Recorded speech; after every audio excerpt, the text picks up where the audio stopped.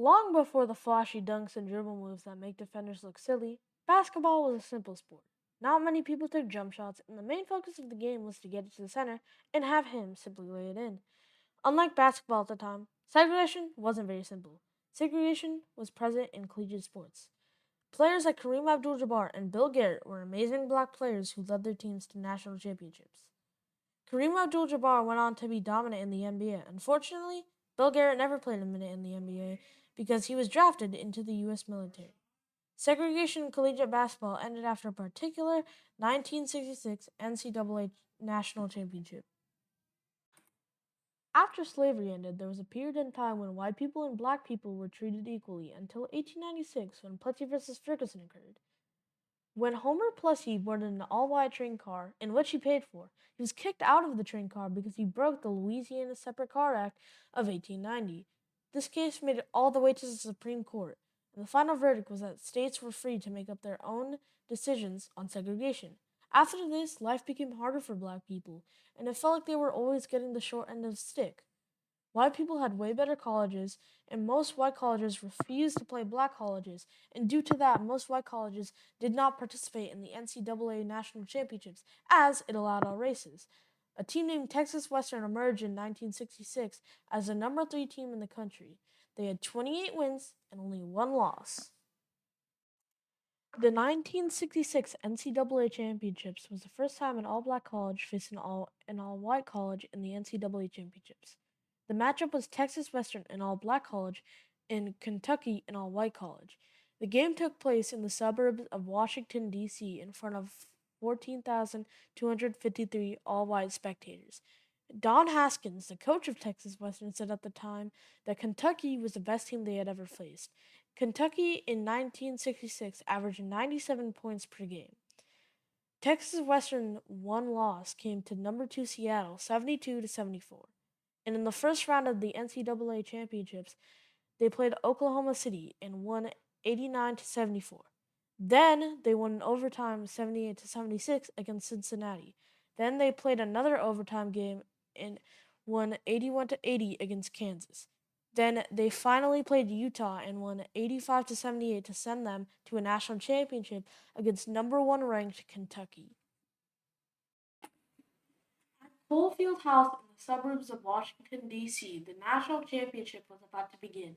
At tip-off with the stakes as high as they possibly could be, the referee threw up the ball and Kentucky leaped into the air, snagging the ball. But the referee said that Kentucky had jumped way too early and awarded possession to Texas Western.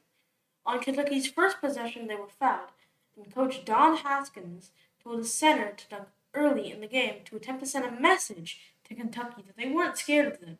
Kentucky waited for open shots outside of the paint, and Texas Western went into the paint and got easy layups or dunks. Texas Western was easily able to get fouled due to this fact. Texas Western had 2 straight steals and took them both for scores. This allowed them to have a 16 to 11 lead in the first quarter. Another thing to note was Texas Western's ball movement. A future coach named Gary Williams said there were possessions where Texas Western passed the ball 10 times before taking a shot. Because Texas Western was bigger and more athletic, they went to the paint often, causing them to shoot a lot of free throws. During the game, in one 37-minute period, Texas Western shot 27 free throws. At halftime, Texas Western was up 34 to 31. Out of halftime, Kentucky rallied within a point and made 3 game-tying shots, but the Miners' 6 consecutive points still held them in a close lead. It looked like this game was going to come down to the wire until the aforementioned 27 free throw stretch. Throughout the entire game, Texas Western attempted 36 free throws and missed 6. Ball handlers dribbled up the final 3 minutes of the game, and Texas Western became the first team in history with an all-black starting lineup to win a national championship. Before the game, Don Haskins was quoted saying, "Played his best players, who happened to be black."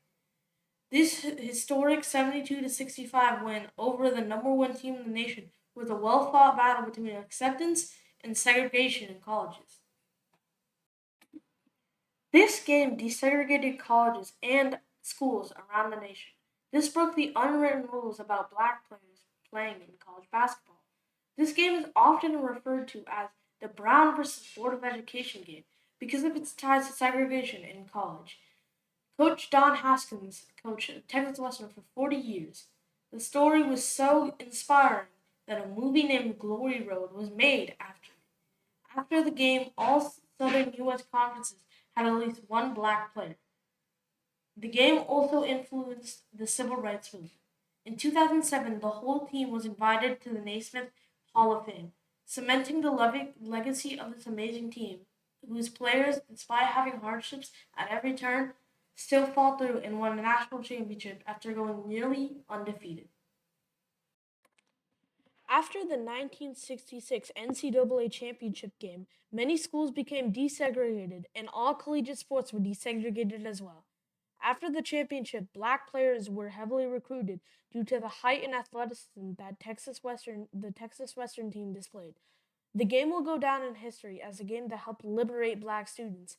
They also became the first ever team with an all-black starting lineup to win the national championship.